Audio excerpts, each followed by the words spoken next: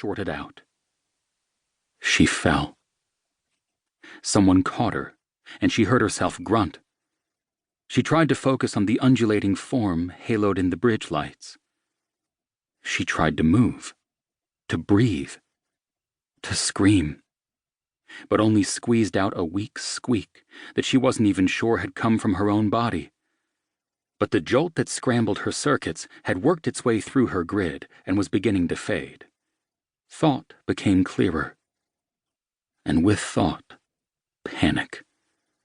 Her toes clunked over the wooden planks as he dragged her forward toward the railing. She tried to move, to scream again, and that tiny little squeak came out one more time.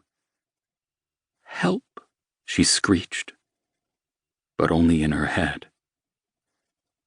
"It's okay, Jennifer," a voice said. She was hoisted up, and her head fell forward. And even paralyzed, she felt her weight shift as the fluids in her inner ear translated data to her brain. And just like that, she was sitting on the edge.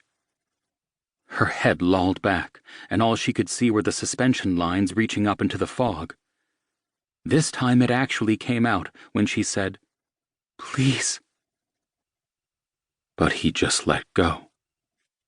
Gravity embraced her, pulled her back. She began to fly. And then the headlights were there, right there, and she began to close her eyes, but the impact broke her neck, spine and skull, rib cage, and drove everything she was into a tiny little hole in the universe that silently collapsed before disappearing forever. And that was that. 2.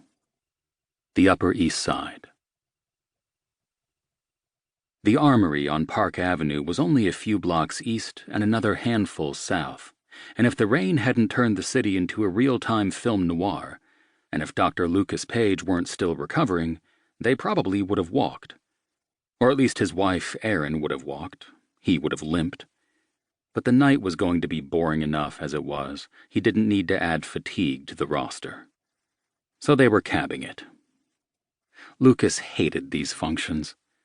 They felt like excuses for the squares to drink too much, slap themselves on the back, and tell one another what a great job they were doing in the business of healing. But Erin, who was a pediatric orthopedic surgeon, insisted that she had to attend, although he could never really figure out precisely why. The cabbie pulled a U-turn at 64th, then slammed to a halt in front of the 7th Regiment Armory. They didn't have the Klieg lights on, but the facade was adorned with a moving light show, and the doormen were dressed as yeoman warders, which made absolutely no sense at all. One of the beefeaters opened the car door for Lucas, shielding him with an umbrella. Lucas got out, bolstered his footing with his cane, then extended his prosthetic for Erin. After she was out, he nodded a thanks to the man with the umbrella and slipped him a 20. Anyone who had to dress like that to make rent deserved a gratuity. And Lucas had experience with the people at these things. They were notoriously bad tippers. As they ducked under the ivy tunnel that framed the door, Lucas asked, "What, specifically, are we here to celebrate?" "Don't start." Lucas held up his hands. "I forgot." She stopped and gave him one of her bullshit detector questions. "How many cycles does a cesium-133 atom complete in a single second?" He tried not to smile, but it got away from him. Or at least as much as was muscularly possible. 9,192,631,770. You don't forget things. You intentionally refuse to remember them. There's a difference. She stared him down for a second. "Do you have any other questions?"